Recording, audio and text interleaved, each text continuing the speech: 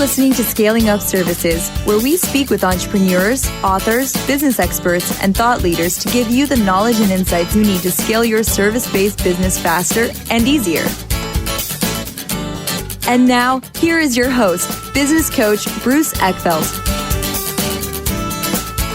Are you a CEO looking to scale your company faster and easier? Check out Thrive Roundtable. Thrive combines a moderated peer group mastermind, expert one-on-one coaching, access to proven growth tools, and a 24/7 support community. Created by Inc. award-winning CEO and certified scaling up business coach Bruce Eckfeldt, Thrive will help you grow your business more quickly and with less drama. For details on the program, visit eckfeldt.com/thrive. That's ECKFELDT.com/thrive. Welcome, everyone. This is Scaling Up Services. I'm Bruce Eckfeldt. I'm your host. And our guest today is Bart Rupert. He is Managing Director of Spartan Alliance, which teaches entrepreneurs how to buy and sell companies. We're going to talk to him a little bit about that business. We're also going to talk about Stone Peak Alliance, which is an M&A firm helping companies figure out how to achieve growth, achieve exits through the M&A process. I'm always fascinated by this. I think, a lot of people start businesses, with dreams and aspirations of selling them one day, having a liquidation, having a cash out event, but it's hard. It's not easy. And Bart has obviously seen a lot of these. So we're going to talk a little bit about what makes it successful, what are some of the strategies people use, how can really that work for folks, and what do people need to do to make that a reality, make that dream come true. So with that, I want to thank Bart for being part of the program. And Bart, welcome. Thank you, Bruce. Pleasure to be here. Yeah. So let's talk a little bit about background. How did you get into the M&A space? I don't think when I was in kindergarten, no one was saying that, I want to be an M&A expert, right? This is not something that I think you think about early in careers. How did you get into this whole kind of world of buying and selling companies? I really fell into it. It was not, as you said, deliberate at all. Yeah. When I was growing up, I was extremely destitute financially. And it didn't take long to figure out that the big thing that our entire family was lacking was any degree of wealth. Couldn't pay the light bills, couldn't keep up with anything really financially. So when I was growing up, everybody said, look, the way you're going to achieve success is you go to school and you become either a doctor or a lawyer. And so I started down the path of going to be a doctor. I actually couldn't afford to get through college on that front. It was just too expensive to go after a medical degree. So, and I did very well in school. I just didn't have the funds to get there. So I took what I knew at the point of that time in my life to be the next best option, which basically everybody had said, okay, well, what you need to do is become an executive at a company. Mm-hmm. So I pursued at that point what I'd call the executive path, where I said, all right, what I'm going to do is go find a company really well performing. I'm going to conquer that hill and get to the top of that, and I'll make a lot of money. Mm-hmm. And while I was on that path, I actually came across this very entrepreneurial company that I started working for as a consultant. I was making great money, but the CEO of that company, and he had about 400 employees, was this guy that was just larger than life. He wore this pinstripe suit. It had his initials on it. He paid himself, this is back in like the 90s, he paid himself like $365,000 a year so he could tell everybody he was making $1,000 a day. He was just this big figure. And I looked at that and said, wow, the executive path really isn't the way to go. This guy's an entrepreneur. He started his own company. That's the way to get there. Yeah. So I got really excited by that. And then while I was with that company, I got pulled into these conversations that were very cryptic, that nobody would really tell me why we were having these dialogues, but they'd say, hey, this division you're running, which was a very new division at the time, but it was growing pretty quickly. We need you to come in and explain to a bunch of people what you're doing, how it works, what that is ultimately going to do for the company. I didn't know why.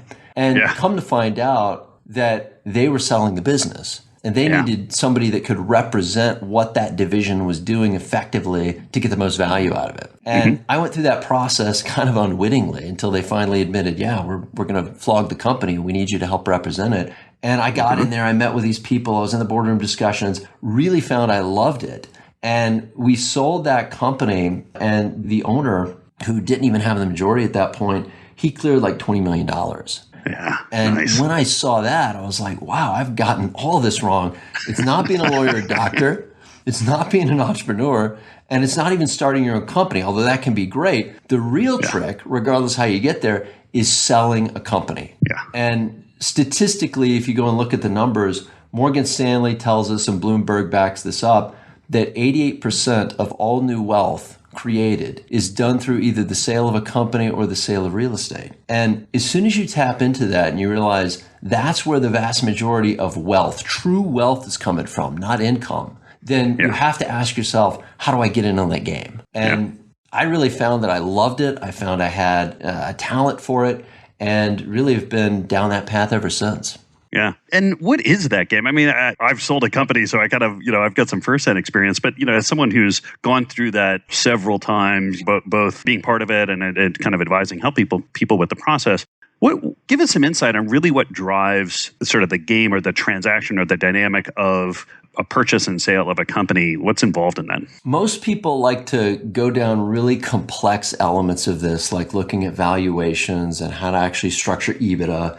I'm going to boil it down really simplistically. If you think of these shows that are on television about flipping houses, that's what we do every day. And it really is just like flipping a house. You go in, you assess whether the house, metaphorically in this case the company, is actually worth buying. Does it have good foundational structure? Does it have bones that are worthwhile? What does it need to have fixed up? Is it just a roof? Do you need to tear down some walls? And then you determine what you can do to make it better. And once you've taken control of it and you've made it better, then you just turn around and flip it. And there's an incredible amount of money to be made in between that. Now, I'll also say most people make the mistake of thinking, oh, well, what that means is that I've got to buy 100% of the company, or I've got to have my own capital. So I've got to start with millions of dollars to make millions of dollars, both of which are not true. In fact, most of the acquisitions we're doing right now are ones where we're doing minority interest stakes. So that ultimately, I don't have to be the person that comes in and becomes the CEO and does that whole thing again. A lot of people want that. I mean, I'm at a point where I've been there, done that. So it's more important to me to have somebody else that runs it. So I'll come in and take minority interest stakes in a bunch of different companies, help guide them either as a board of directors or as a consultant or as somebody who's an advisor on the path towards an exit, and then help them with the sale of it. And you can build out an entire portfolio without actually having to have a day job, if you will, that results in a ton of income for you. The other side of it is that the way we structure all of our contracts is you can line it up for annual, quarterly, or monthly distributions. So that without actually having to work, just through your equity interest, you get paid on the profit or your percentage of the profit of each company that you own a piece of. Now, that's a great way to do it. It also begs the question of, okay, well, I'm going to need all this money, whether it's a minority or majority stake. Also not the case. We've pioneered some really great strategies for being able to take control either in the majority entirely or in the minority of companies without using our own capital. And that's what really makes this infinitely powerful, because if you look at a situation to where you don't have capital investment or you've got minimal capital investment, your upside potential is in the many thousands or tens of thousands of a percentile, right, in terms of what your return is. So it becomes a very, very scalable model. But is this like a venture capital game where you have to do, 10 deals and, 9 of them are going to flop and one of them is going to shoot the moon and that's where you make your money? Or do they all make money? Give us a sense of the kind of the portfolio strategy and performance, expectations. Yeah, most of the M&A groups that are out there, their model, or brokerages, they're famous for this as well. Most of their model is, let's get as many as we possibly can and hope a couple of them bingo. Yeah. And what I would tell you is that hope is not a plan. So our model actually takes that and flips it on its side. We work with the few, not the many. And the strategy is that every company we take on, we've positioned ourselves as agents to be able to help it succeed. So like personally, I've grown many companies from startups to many millions of dollars, tens of millions of dollars. I've taken a company from 8 million to over 75 million. I've taken a company from 22 million to over 115 million, all on a path to an exit. And I can tell you, that's hard work, right? There's a lot of effort and energy involved, but the hard work can be done by virtually anybody, as long as they've got the will and capacity. The part that's difficult is making the right decision for the next stage of growth of that company to take it to the next level. But that's not rocket science either. It's primarily just experience. If you've been there and you've walked through those gating factors to be able to get the company to the next stage of growth, you know what to expect. And you can make a more qualified decision because you've been there. And that's part of the value we can add, is to say, yeah, let's give you a hand just by pointing in the right direction on some of the things you need to do and help you with some of these efforts to take shortcuts to get to that higher threshold so that you don't have to go and suffer and spend like 5 years in a certain stage. You can just basically skip to the front of the line. And that's a far more elegant way to get that growth to accelerate, especially for services companies, because with services companies, there's all these different artificial ceilings that you bump into that if you could just make a different decision or look at things a little bit differently with somebody who's been there, you get that better outcome, you get further along in that process. Yeah, it's an interesting one. And I talk with clients all the time about this, which is they kind of have this vision or this map of, oh, well, we're going to grow X percent every quarter and it's going to be this kind of linear path. And in fact, it's much more kind of sprints, right? Like we have to go from where here to this next stage. And the faster we can get there, actually, the better it's going to be because we're going to avoid this like uncomfortable, unprofitable, murky middle ground. And we have to get to that next. And then we have to kind of, shore things up. We have to, stabilize things, get things kind of working well again before we make the next jump. But it's a series of jumps you make, not this kind of path that you're walking along. Tell us, like, as in your experience, as you've seen kind of particularly on the service companies, what are some of these ceilings or what are some of these breakpoints that you run into and why does it happen? Like what's the underlying kind of dynamic that creates these kind of ceilings for folks? Yeah, that's a great question. And the way we define that within our organization is there's different stages of growth of an organization. Mm-hmm. And we've worked with different psychologists and different folks that are actually looking at business models across thousands of companies and actually defined 5 different stages of growth and what causes that. And what we've seen it boil down to is 2 things. First of all, where the leadership is at in terms of their headspace, and then where the organization is at culturally, and also from just an operations perspective. So what we find is that at a certain point, like let's use a small company example, at a certain point where an organization in services hits 20 people, if your organization right now is around 18, 22 people, and you're wondering, why can't I get bigger? Why does it seem I always make 2 steps forward and 3 steps back? It's typically because there's elements of your progression or graduation into the next stage of growth that aren't there. And I'll give you a couple examples. One that every business leader can work on and should work on themselves is their own headspace and their own leadership capabilities. Most folks that get stuck at the 20 employee range, it's because the owner of the company is not yet ready to let go and empower their staff to take things on themselves. So for example, if you get a company from 1 employee to 20 employees, it takes a certain skill set where you are a doer, you're directly involved, you're getting things done day in, day out. You're a worker bee working with the other worker bees to be able to get stuff done. Yes, you're providing guidance and leadership and direction to decisions, but you still consider yourself, if you look at your job function, a doer. If you're going to go to the next stage, which is above 20 employees, you've got to transition that to where you're giving your managers or executives or at least somebody empowerment to run that part of the company without your involvement. And when I say that, I don't mean take an extreme stance and walk away from it entirely. I mean, you've got to empower those folks and trust them to be able to get in there and do that without micromanaging them. You become a different leader. Instead of a doer and somebody working side by side, you become a bit more of a mentor and a coach. And if you can't make that transition, you won't be able to graduate to the next stage of growth because your people are going to feel like, well, I got to run through you for everything. You're going to be the bottleneck and the business will not grow. Similarly, the organization has to be ready. And so you've got to have, and I think it's something you talk on your podcast a lot about, which is you've got to make sure that you've got all the operational elements in place. You've got to make sure you've got the equipment, the staff, how you're going to be able to hire people. You've got a plan to be able to train them up. You've got to have clarification between the different job roles and descriptions so that this person knows where their job function ends and the next person's begins. And how are those two going to coordinate and work together? And also making sure the cultural issues are addressed to where, Donnie doesn't hate Bobby and Susie doesn't like Johnny. And you got to be able to overcome that and say, look, guys, we've got to figure out a way to grow together and make sure everybody's properly incented. But the biggest thing that I see folks run into is not quite seeing like, how do I graduate to that next level of leadership? And there's 5 distinct stages. And what I find though is most entrepreneurs or business owners, as soon as you sit down with them and say, right, here's what's going on with your business. And in order for the business to take the next step, you've got to evolve as a leader and become this particular role. Most people love that. They're like, oh, I got it. That really clicked for me. And now I know what I need to work on. Now I know what I need to change to be able to take it to the next level. And those are the ones that you see move through those phases really quickly and get that accelerated growth without a whole lot of hiccups. Yeah, it's so true. I mean, I find that it's such a headspace game in terms of like how people, mindset, how are they thinking about themselves, their role, and a lot of the problem is they just don't have a model for that next stage. It's not so much they don't want to get there; it's just they don't know what there is, and once they kind of figure out, oh, I understand. Like leading at this next level looks like this. This is my interaction with my senior folks. This is how I hold people accountable. This is how I do strategic planning.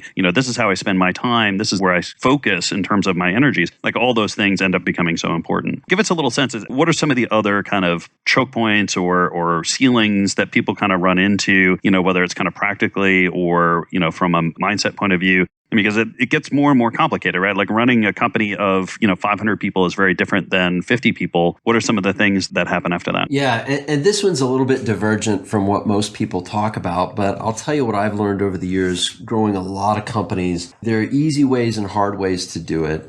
And I'll give you my favorite shortcut on that front is that don't underestimate the power of being able to buy a competitor. And what I mean by that is that I got trapped for many years into the idea that the only way I'm going to be able to grow this thing is organically. And so I'm going to look at all the metrics you talked about. I'm going to set the goals with the executive team. Let's grow by 20% this year. Let's make sure our margins are X. Let's do this, that, and the other, be able to operationally succeed.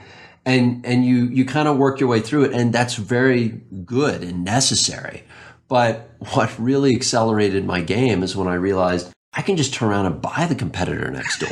Exactly. Why go head to head on the next contract when I can just And the benefit of it, to your question earlier, is that not only do I take out the competition, so there's like one less person that I got to go and compete with, but I take their best talent, their best operations, their best equipment, their office space, whatever it is that I need for the next stage of my growth, and say, you're now part of my solution to where I'm going to take essentially guerrilla tactics. And instead of going and recreating or rebuilding what you've done and trying to beat you up, even if it's something like IP, like you've got a better digital strategy than I do, let me just go and buy you. And once I've figured out how to merge with you, buy you, et cetera, then I can just incorporate you into the fabric that I've got and grow the company that way. And that really is the way that you can literally double your revenue overnight with that strategy. Yeah. And that can, particularly folks that are on the path to an exit or looking for that big exit event to take part in that 88% of wealth creation, that's really the game. Because as soon as you realize with one conversation and one contract, your personal net worth on a transaction can double or triple, it's a game changer. Then the only question is, how do I turn around and do that as many times per year as the organization can sustain and that I can sustain to be able to do that for, a number of years and then look at that on my path to an exit. And at Spartans Alliance, that's what we help people do, is working with those individuals to figure out how do we actually get you to be able to inorganically accelerate that growth and get towards that world-class exit. And what goes into, I guess I have kind of two questions around this. One, what goes into selecting, right? How do I decide, maybe I even have multiple competitors in my space, like which one should I go after? Which one should I do first? Like what's the selection criteria process? And then what do I need to have internally, or how do I need to prepare my company to actually absorb or go through the merger process, right? Because I see, I think that it's daunting for a lot of folks. And I think one of the reasons they don't do it is because they're concerned about what is the end result going to look like? Are the organizations really going to work together? Like, give us a little sense about how you can sort of de-risk this by choosing the right party and making sure that you are well set up to be able to complete that transaction. It's an excellent question. I would go back to what Stephen Covey teaches us here and say, begin with the end in mind. And what I mean by that is identify for you personally, for your executive team, as well as for your company, what your biggest pain points are. Ask yourself that first before you even consider an acquisition, because you've got to figure out, what am I trying to solve for? At this stage of my growth, am I solving for revenue? Am I solving for profit? Hopefully you are, no matter what. But also it's more complicated than that. Am I solving for talented staff? Am I solving for equipment to support my services, office space, customers? What am I really going after? What does the organization need to take it to the next level? And then you base your criteria for the companies you're going after off of that. And you be brutal about it. So you go in and you assess an organization. Worst case scenario, you're going in to look at a competitor. You're going to learn their inner workings. So there's nothing wrong with that. But you're going to be able to figure out very quickly, do they meet the biggest pain my company's got? And if they do, engage, lean in on it. And then you get into other complicated questions like how do I value it, et cetera. We use software for that. We used to spend like 2 weeks evaluating every company, the spreadsheets and all this other stuff. Now we use a tool called Valuation X. It's very easy. We just go through in like 10 or 15 minutes. Our guys, any of them, can plug in the data on the company and the software spits out whether or not it's a viable company. And even more so, how do you make it more viable? That's the thing what we are the love. levers? Is like, what are the steps you specifically take? So we kind of cheat on that step because we don't want to waste a lot of time there. We really want to get to the point to where a systematized process can tell us this is where the company's at, this is what it's worth, this is what you can do to it. And that allows us to engage and figure out, is this a viable candidate or not? Yeah, it's interesting. Most of my work is kind of strategy development and execution on companies. And once we've got a good strategic map, like we know where we want to be in a couple of years, we know what the kind of core capabilities of the company need to be in order to own that positioning, like that ends up becoming this kind of blueprint where I can go out and say like, okay, for each one of these, is it better to build this stuff? Like, do we spend the next 3 years building this thing? Or is there someone out there that already has this that we can just, either partner with, buy, integrate somehow so that we can have it tomorrow, literally. But it's the map that's key, right? Because without the map, then you're just kind of blindly like, oh, that looks like an interesting company. Should we do it? Well, I don't know.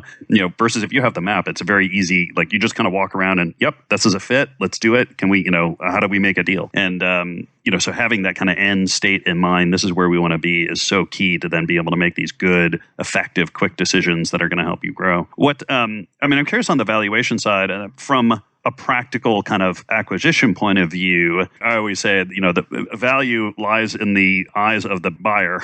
Right? So, it doesn't matter what you think your company is worth. It matters what they think the company's worth. But from a buying point of view, if you're going to go out and buy a company and looking at the value, what are the factors that go into valuation from your point of view? Yeah, I would actually say it just slightly differently. You said the value's in the eye of the buyer. The way we like to look at it is the value's in the eye of the seller. What we want to understand is, what does the seller think it's worth? And what I mean by that is that you might come into a business as the buyer and think to yourself, wow, this thing's great because it's got all the equipment that I need, the services they're offering are complementary to mine, but not exactly the same. So there's a good strategic fit. You're excited about it. But what you don't realize just yet until you get into it, and this is where some of our asymmetric negotiation techniques come in, you don't realize that the seller is actually really stressed because they're concerned they're about to lose one of their big services contracts. Or maybe they're in the federal space and their contract's about to expire, that's about to go away. Or there's some sort of staffing issue they've got to where there was a fallout between a couple key people and a couple of those folks are about to leave. Now, you're not really worried about that because you're looking at it going, well, the stage where I'm at my company, I know I can fix that. But these folks are literally lying awake, sweating through the bed sheets at 3 a.m., looking at the ceiling going, what am I going to do?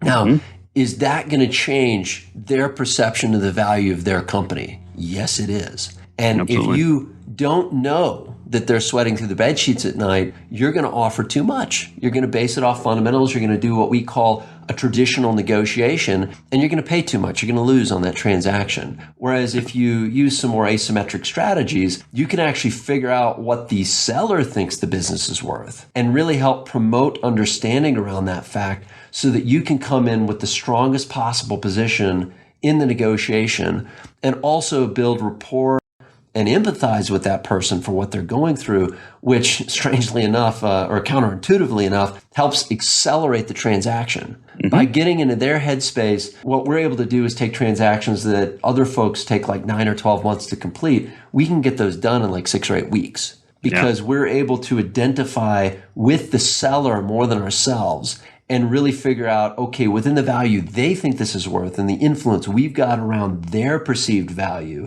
can we get a deal done? Yeah. So let's talk about that because I think that's super strategic and I think it's not typically how people approach negotiations, right? Typically people would sit down and say, okay, what is it worth to me? They'd figure out their numbers, figure out, okay, what is my maximal price? What do I want to start at? And then they kind of go into this conversation and they really don't do a great job of like, what is the other side going through? What are they thinking? And how is that going to impact how they show up and what then I should do strategically? Tell us about the asymmetrical negotiation process. How do you frame that? Yeah, so it is what you just described there. I mean, I think if we look at the traditional negotiation negotiation strategy being two people trying to assess where the other's at and then beating each other up for 9 or 12 months. That can work. Yeah. That's the way everybody does it. And I used to be very good at that. I mean, in my younger days, I had a reputation for just going in there and just beating people with a hammer until I got what I needed. And what I can tell you is that works. But number one, you don't build great rapport with that person, right? So it takes a whole lot longer, and often they're resentful. So even when you have a victory there, the other party really doesn't like you very much. And when you're looking at buying and selling companies, you want that person to be on your team because they're probably going to stick around, transition information to you. You can't have them hating you. And so really over the years, and I think just through maturation, really discovered these techniques that were just off the beaten path. That nobody's out there saying, hey, this is how you should go and negotiate with somebody. But it really works. And we call it within Spartans Alliance asymmetric negotiation. The concept there is that I'm going to attack the problem from a bit of a divergent angle. I'm going to come at it from the side in a way that disarms the typical fears and concerns people have in a conversation or discussion. So for example, if you're trying to sell your services business and I want to be a buyer, I'm not going to come in and start doing the traditional thing, which is, well, we've run this through our model and we've looked at this, Bruce, and we think even though you think your company's worth 20 million, your company's really only worth 8. And here's all the reasons why. What's going to happen automatically from a psychological perspective is you're going to get defensive. Because you're saying, well, wait a minute, I've put like 10 years of my life into this thing. You can't tell me that this thing's worth 12 million less than I thought. Now we're fighting. And that's not going to be conducive to a transaction. So the way that I would start off instead is I would ask a series of questions. And I would begin by seeking to understand where you're at with it. And I would make it all about you. And what I tell everybody within our group is you need to do listening 75% of the time and talking no more than 25% of the time. If you're talking more than 25%, you're just blathering, you're disrupting the conversation, they're not getting out what they want to get out, and it's not going to be conducive to a deal. So I would start off with, let me just ask this, Bruce, what are you looking to get from this business sale? Like if you were to sell the business, I'm not saying you're interested in that, but if you were, what would you look to get out of it? And you're going to come out and say, well, obviously I need money out of it. And I'm like, yeah, of course you do. And I'm going to agree with you. And you're like, well, that's kind of weird. I thought you'd push back on that, but okay. But yeah, I need money and I need this and I need that. I want my staff to be taken care of. Yeah. What about the legacy of your business? Yeah, I want the legacy to be taken care of, the brand name and everything we've created because we've built this phenomenal thing. All these companies come to us that, are between a certain range of like $1 million and $100 million. They come to us for advice, guidance. I need to maintain that. You're like, yeah. So, what do you really want? What's important to you? And we start to make it about what's critical to you. And the part that really gives the asymmetric negotiation technique magic, and there's a series of entire program or steps around it. It's my favorite part of the program, actually. But the step that is really key, that is a good tip and trick for everybody that's going through this today, is to stop asking as many what questions and start asking why questions. And let me tell you what I mean by that and why we do that. A what question is very finite. It's very limiting. It's something that is very left-brained. So if I ask you, Bruce, what price do you need to sell your business? There's really only one place you can go with that, and it's a scary place because now you got to come back and tell me your price. And maybe you don't want to tell me your price because if you tell me your price, that's going to be the starting point I'm going to negotiate you down from. Or maybe I would have paid more and you've limited yourself. So by asking that what question, I go immediately to the left brain. You come up with a finite, concrete answer, and it's probably not going to move the conversation forward emotionally or psychologically. But if I come at you and say,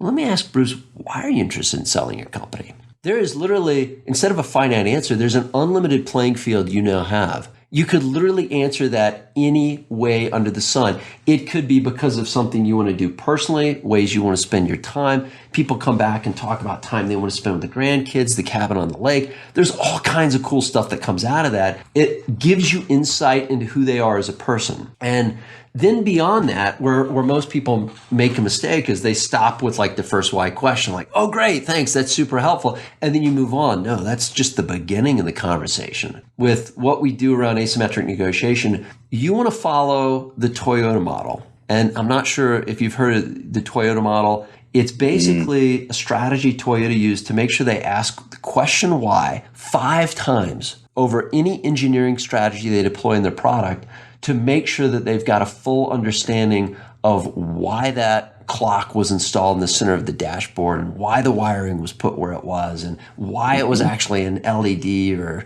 instead of like an analog. All these different things that really force them to get to the root of every single thing about their car. We want to do the same thing. We want to get to the root of every single thing about the business and more importantly, the business owner. And if you do that technique and you follow the system that's set up and you keep asking those why questions, every time you do that, you get a deeper understanding and appreciation for the person, what they're going through, what they're looking for specifically. You can ask good follow-up questions that really get to the heart of what they need. By the time that dialogue is over, and we typically do this in the first call, like between 40 minutes and like 50 minutes. It doesn't even take an hour. We will understand exactly what they want to need, why they want to need it, why it's important to them at an emotional and psychological level, and whether or not that fits what we're looking for in our profile. And if it does, we can move that conversation forward to an LOI within like a couple weeks after that first dialogue, having first met them, whereas everybody else I know, it takes them like 6 months. And it's just a war. Yeah, it's interesting because, and it's exactly that, because you're fighting over terms, right? You're fighting over the, what is the deal going to look like, as opposed to the underlying motivating needs. Like if you can address the underlying motivating needs, then the terms kind of figure themselves out, right? Like it's almost they resolve themselves if you're addressing the underlying needs. But if you're just at kind of this term level, you're just dancing around the issues and you're just kind of going back and forth, and there's no real addressing of, what is really motivating someone to go through this transaction. If you can hit that, then great. You're hitting all the buttons and the deal gets done. I can see how that strategy is much more effective. Tell us a little bit more about Spartans and Alliance and Stone Peak Alliance in terms of how those organizations work, how you're involved with them, so people can understand a little bit more. Yeah, so Spartans Alliance is a group where we work with entrepreneurs that are interested in these techniques to either buy and sell companies for a living, to go and buy a competitor, or to sell their company for the highest possible price. We've also got a series of companies that sit outside of the work we do with individual entrepreneurs, which is really the Stone Peak companies. Stone Peak Alliance is our M&A firm. So we sell companies through that organization using our boost technique, which allows us to get 20 to 40% more value out of a sale than any other competitor that typically goes through that transaction. We've also got a couple other companies, Stone Peak Associates, which is the group we use as our growth agency. That allows us to double or triple the revenue of a company before we turn around and sell it, which is fantastic for any entrepreneur. That's what you want. And then we've also got Stone Peak Equity, which is a group that we source all of our funding for these purchases. And we provide that to people that participate in Spartans Alliance as well. So right now we've got around $90 million that we need to place through our equity arm. And that goes out to different entrepreneurs that we work with or different deals that we take on ourselves. Yeah, that's great. If people want to find out more about you, about any of those organizations, what's the best way to get that information? Check us out at www.spartansalliance.com. That's Spartans with an S, alliance.com. And on there, on the website, you've got access to different video content, free materials that we put out there. We've got deal room discussions we do every Thursday that allows us to go through and talk about real deals that we're taking down each and every week, the strategies, the techniques. You can reach out to us through the website to get access to some of those materials as well. And there's also Facebook, there's LinkedIn. You can follow us on any number of those social media platforms. Great. I'll make sure that all those links and handles and URLs and everything are on the show notes so people can click through and get that information. Bart, this has been a pleasure. I love the kind of the whole inorganic growth strategy. I mean, organic growth is great, but there are times when it's so much easier and so much faster. And I think that the challenges that people typically face, you've addressed really well with this whole kind of looking at the negotiation process and reframing that. So really helpful for folks. And I really appreciate you taking the time today. You got it. I mean, the way we look at it is that if you're on the path to wealth and victory, why not take the escalator rather than the stairs? I love it. You can do it the hard way, but if somebody's going to basically just take you up to the top and make it easier, why not do that? But Bruce, it's been a pleasure and an honor. I really appreciate you having me on the show. Thank you, Bart. You've been listening to Scaling Up Services with business coach Bruce Eckfeldt. To find a full list of podcast episodes, download the tools and worksheets, and access other great content, visit the website at scalingupservices.com. And don't forget to sign up for the free newsletter at scalingupservices.com/newsletter.